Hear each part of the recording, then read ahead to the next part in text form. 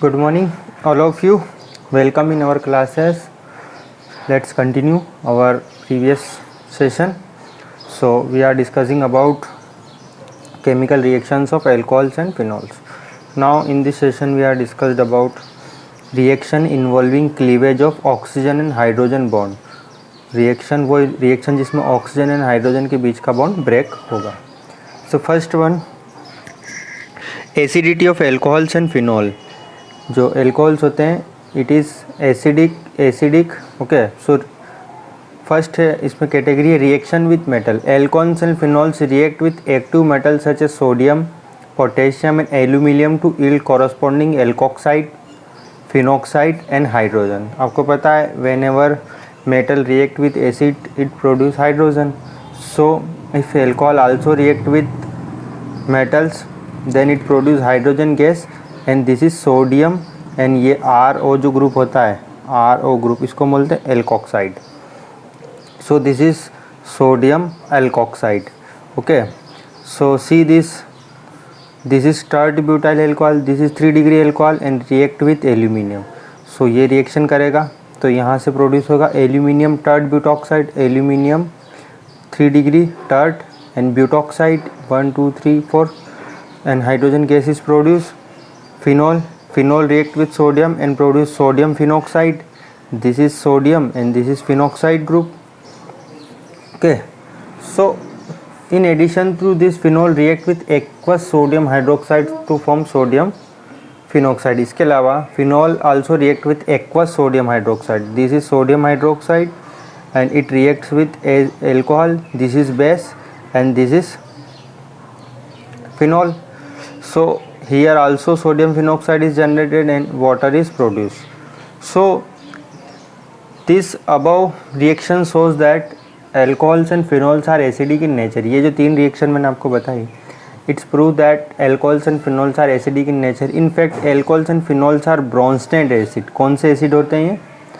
Bronsted acid. What is Bronsted acid? H plus donor. H plus donor is acid and H plus acceptor is base. They can donate a proton. Proton means H plus. Proton means H plus. So they can donate a proton to a stronger base. अपने से stronger base को ये electron H plus donate कर सकते हैं. See this is a base. इसके पास lone pair of electrons है. So and this is alcohol.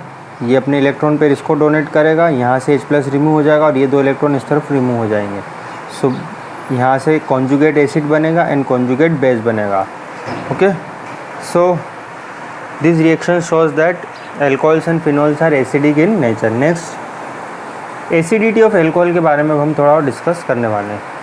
So first of all, acidity of alcohol. The acidic character of alcohol is due to polar nature of oxygen and hydrogen bond. This oxygen and hydrogen bond is polar because oxygen has higher electronegative element and hydrogen has less electronegative element. So here it is partial negative charge and here is partial positive charge. तो यहाँ पर polarity generate होगी. An electron releasing group, this is electron releasing group, methyl group increase electron density और oxygen. अगर यहाँ पर methyl group attach है इसके साथ में तो इंक्रीज इलेक्ट्रॉन डेंसिटी बढ़ाएंगे, इलेक्ट्रॉन डोनेट करेंगे एंड ऑक्सीजन के ऊपर क्या कहा, leading to decrease the polarity, जिससे पोलैरिटी कम होगी. This decrease the acidic strength. अगर पोलैरिटी कम होगी then this decrease the acid strength. See this, जैसे यहाँ पर एक ये R ग्रुप लगा है तो ये अपने इलेक्ट्रॉन पेयर इसको डोनेट करेगा और इस ऑक्सीजन और हाइड्रोजन के बीच की पोलैरिटी कम होगी तो इसकी एसिडिक स्ट्रेंथ कम होती जाएगी.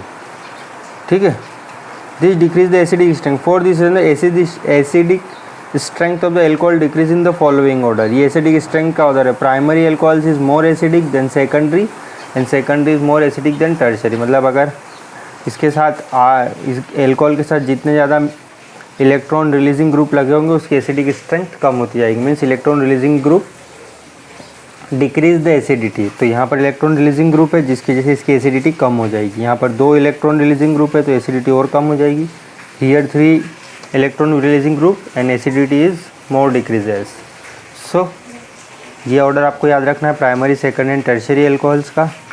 नेक्स्ट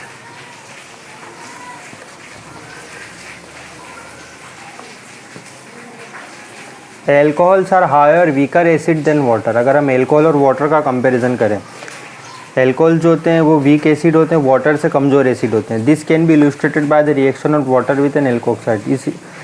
इस रिएक्शन को इसको हम प्रूफ कर सकते हैं। ये है यहाँ पर एल्कोक्साइड आयन, RO ग्रुप को हम एल्कोक्साइड बोलते हैं। This is also a base and here water. So water donate its electron pair to this alkoxide ion. मतलब ब्रोंस्टेड एसिड एंड बेस की थ्योरी समझो, H+ donor and H+ acceptor. So here water donates its H+ to this alkoxide ion, means this act as a acid and this acts as a base. So this is conjugate acid. यहाँ पे base से conjugate acid बनेगा और acid से conjugate base बनने वाला है. So this reaction shows that water is a better proton donor. Water जो अच्छे से प्रोटॉन डोनेट करता है. Proton means H+. Proton means क्या? H+. So water is a better proton donor and stronger than alcohol. Alcohol से ज़्यादा strong होता है, एल्कोहल से ज़्यादा स्ट्रॉन्ग है water as a acid. Also in the above reaction we note that an alkoxide ion is a better proton acceptor than hydroxide ion. So which suggest that alkoxide are stronger based. So alkoxide जो होता है, this is alkoxide, RO group, this is alkoxide. ये strong base होता है sodium ethoxide से. Sodium ethoxide और alkoxide का comparison करोगे, so sodium ethoxide is stronger base then sodium hydroxide. So alcohol acts as a Bronsted base as well. So alcohol यहाँ पर Bronsted base की तरह भी काम करता है. It is due to the presence of unshared electron pair on oxygen which makes them proton acceptor. So alcohol यहाँ पर ब्रोंस्टेड बेसिस की तरह भी काम करेगा क्योंकि इसके पास एक अनशेयर्ड इलेक्ट्रॉन पेयर है, इलेक्ट्रॉन पेयर डोनेट कर सकता है, विच makes them proton acceptor. Next, acidity of phenols. Acidity of phenol. The reaction of phenol with metal and sodium hydroxide indicate its acidic nature. हमने देखा फिनोल की reaction metal के साथ में और सोडियम हाइड्रोक्साइड के साथ में बताती है कि it is nature. The hydroxyl group in phenol is directly attached to sp2 hybridized carbon. हमने देखा ये जो एल्कोहलिक ग्रुप है directly attached to sp2 hydroxyl group directly attached to sp2 hybridized carbon atom of benzene ring which acts as electron withdrawing group. ये जो benzene ring है ये electron withdrawing group की तरह काम करती है. Due to this the charge distribution in phenol molecule is depicted in resonance structure का the oxygen of hydroxy OH group to be positive. देखो यहाँ पर इसमें रेजोनेंस होगा, ये दो इलेक्ट्रॉन पेयर इस तरफ मूव करेंगे, ये वाले इलेक्ट्रॉन इस तरफ मूव करेंगे, तो इस ऑक्सीजन के ऊपर पॉजिटिव चार्ज आ जाएगा. तो ये आप रेजोनेंस करें. इसके पांचों स्ट्रक्चर मैं बता चुका हूँ, बार बार आपको रेजोनेंस करने की प्रैक्टिस करते रहें. So here this electron move, यहाँ पे positive charge indicate, here this electron moves, यहाँ पे बॉन्ड बनेगा, यहाँ पे नेगेटिव चार्ज, हियर यहाँ से इलेक्ट्रॉन मूव करेंगे, यहाँ पे डबल बॉन्ड और यहाँ से इलेक्ट्रॉन मूव, इस तरह से बनता जाएगा. आप इसकी प्रैक्टिस करें. The reaction of phenol with aqueous sodium hydroxide indicate that phenols are stronger acid than alcohol. This is important point.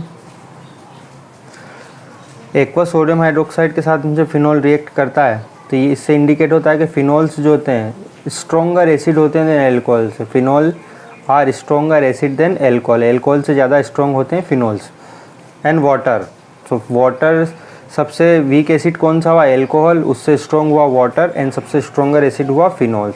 Late us examine how a compound in which hydroxyl group attached to an aromatic ring is more acidic than the one which hydroxyl group is attached to an alkyl group. So see this ionization of alcohol and proton, alcohols and phenol. देखो ionization होगा means ये H+ जाने के बाद यहाँ पर ये इसके ऊपर नेगेटिव चार्ज आएगी, दो इलेक्ट्रॉन इधर शिफ्ट हो जाएंगे, ये प्रोटॉन इस तरफ आ जाएगा और ये एल्कोक्साइड इस तरफ बनेगा. वैसे ये एल्कोक्साइड आयन है एंड हियर ये इक्विलिब्रियम में है, दिस इज़ द इक्विलिब्रियम. अगर ये इक्विलिब्रियम फॉरवर्ड डायरेक्शन में है मीन्स एल्कोहल से एल्कोक्साइड आयन बनने की स्पीड ज़्यादा है. ओके, एंड नेक्स्ट यहाँ पर ये H+ डोनेट करने के बाद ये फिनोक्साइड में कन्वर्ट हो जाएगा और ये H+ इधर निकल जाएगा. अब देखो ये जो sp2 हाइब्रिडाइज्ड कार्बन है, यहाँ पर इस कार्बन का हाइब्रिडाइजेशन sp2 है, to which hydroxyl group is attach electron density decrease on oxygen atom. तो ये sp2 हाइब्रिडाइज्ड कार्बन है, मतलब ये इसकी इलेक्ट्रॉन डेंसिटी कम हो जाएगी, यहाँ पर इलेक्ट्रॉन को अपनी तरफ पुल करेगा this increase the polarity of oxygen hydrogen bond and result in an increase in ionization of phenol, जिससे यहाँ वाला ये sp2 हाइब्रिडाइज्ड कार्बन है तो ये इलेक्ट्रॉन को अपनी तरफ पुल करेगा, जिसकी वजह से आयोनाइजेशन जो फिनॉल का अच्छे से होगा. So ionization of phenol than that of alcohol. So now let us examine the stability of alkoxide and phenoxide ion. अब देखो ये एल्कोक्साइड आयन है, this is alkoxide ion, this is phenoxide ion. इन दोनों में से जो ज़्यादा स्टेबल होगा वो उतना ही एसिडिक होगा. मतलब अगर H+ निकलने के बाद जो एल्कोक्साइड और फिनॉक्साइड बन रहा है, अगर ये स्टेबल है, if this is stable then it should be more acidic. So देखो now let us examine the stability of alkoxide and phenoxide ions. In alkoxide ion the negative charge is localized on oxygen. अब देखो alkoxide में देखो ये oxygen के ऊपर negative charge है, इसके ऊपर भी नेगेटिव चार्ज है, दोनों के ऊपर नेगेटिव चार्ज है. अब इन दोनों में किसके ऊपर ज़्यादा स्टेबल है? नेगेटिव चार्ज इस पे ज़्यादा स्टेबल है या इस पे ज़्यादा स्टेबल है? जिस पे ज़्यादा स्टेबल होगा वो उतना ही एसिडिक होगा. तो ये एसिडिक होगा अगर ये स्टेबल है तो. So the charge is delocalize. अगर आप फिनॉल में देखो चार्ज में डीलोकेलाइजेशन होगा, मतलब यहाँ पे रेजोनेंस होगा. The charge is delocalize, the delocalization of negative charge makes phenoxide ion more stable. देखो ये फिनॉक्साइड आयन में इसमें रेजोनेंस होगा. इसमें रेजोनेंस होने की वजह से ये जो इसके ऊपर नेगेटिव चार्ज ये एक जगह नहीं रहेगा, ये सभी दूर पे डीलोकेलाइजेशन हो रहा है. यहाँ से रेजोनेंस होगा, 2 इलेक्ट्रॉन इधर शिफ्ट होंगे, ये वाले इलेक्ट्रॉन इधर शिफ्ट होंगे, तो यहाँ डबल बॉन्ड बनेगा, यहाँ नेगेटिव चार्ज आ जाएगा. फिर यहाँ से इलेक्ट्रॉन इस तरफ शिफ्ट होंगे, ये 2 इलेक्ट्रॉन यहाँ आ जाएंगे, यहाँ डबल बॉन्ड बन जाएगा, यहाँ नेगेटिव चार्ज. फिर ये नेगेटिव चार्ज इधर शिफ्ट होगा, फिर ये वाले 2 इलेक्ट्रॉन इस तरफ शिफ्ट होंगे और यहाँ पर डबल बॉन्ड, यहाँ नेगेटिव चार्ज. फिर ये नेगेटिव चार्ज यहाँ डबल बॉन्ड बनेगा और ये वाला वापस डबल बॉन्ड अपनी जगह चला जाए. तो ये जो नेगेटिव चार्ज है एक जगह नहीं है, मतलब सभी दूर में डिस्ट्रीब्यूट हो रहा है इक्वली. सो इसकी वजह से ये जो फिनॉक्साइड आयन है ये ज़्यादा स्टेबल है as compare to alkoxide ion and favour the ionization of phenols. Although there is also charge delocalization in phenol, its resonance structure है charge separation due to which the phenol molecule is less stable than phenoxide ion. So देख सकते हो आप charge का delocalisation हो रहा है phenols में. इट्स रेजोनेंस स्ट्रक्चर है charge separation. So due to which the phenol molecule is less stable. Phenol molecule कम स्टेबल होता है देन फिनॉक्साइड आयन. तो जो जितना स्टेबल होगा इक्विलिब्रियम उस तरफ ही शिफ्ट होता है. अब हम अगर बात करें सब्स्टिट्यूशन की, अगर हम फिनॉल के ऊपर सब्स्टिट्यूशन लगा दें, मतलब कोई ग्रुप्स लगा दे दूसरे, तो आप देख सकते हो in substituted phenols the presence of electron withdrawing group such as nitro group. अगर आप फिनॉल में नाइट्रो ग्रुप लगा दो, enhance the acidic strength of phenol. अगर आप इलेक्ट्रॉन विड्रॉइंग ग्रुप लगाने से फिनॉल्स की एसिडिक स्ट्रेंथ और भी इंक्रीज हो जाएगी.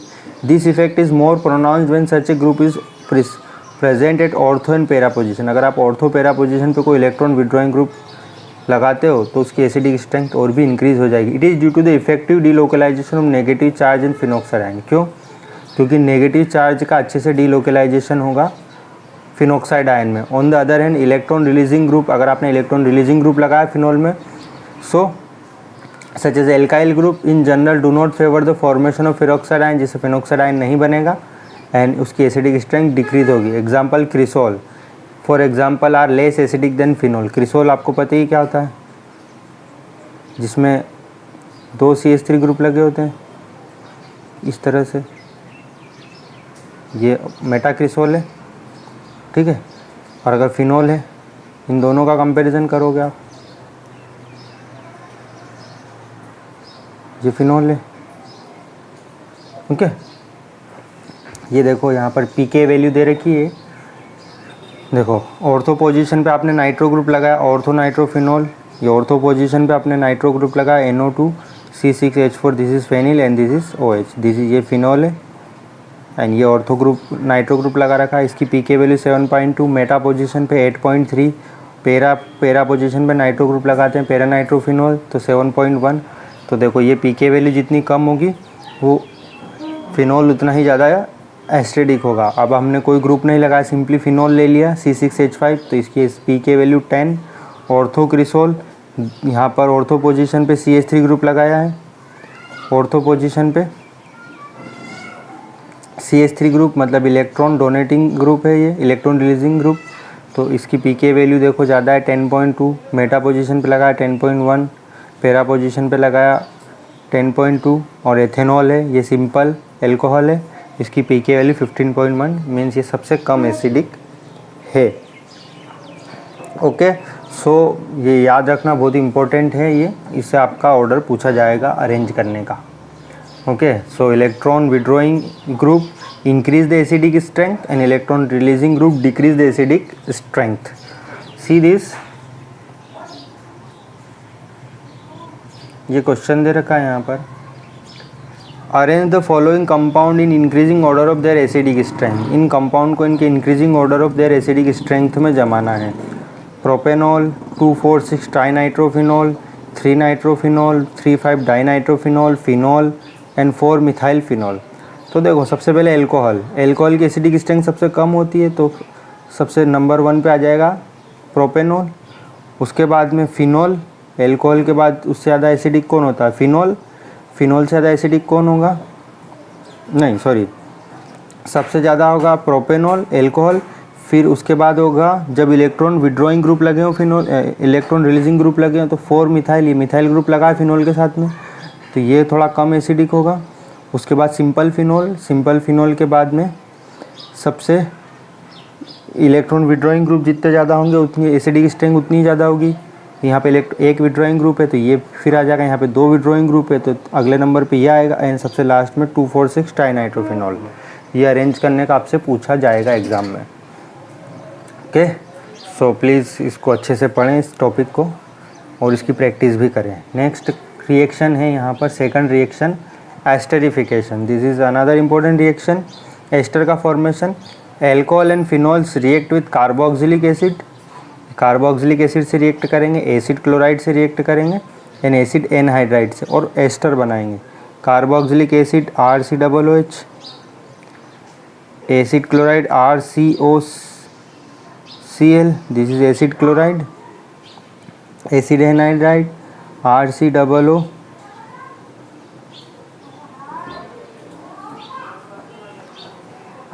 and COOOR, this C,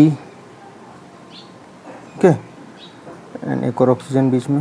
okay, देखो इधर है इसका स्ट्रक्चर, यहाँ पे दे रखा है, ये रहा C।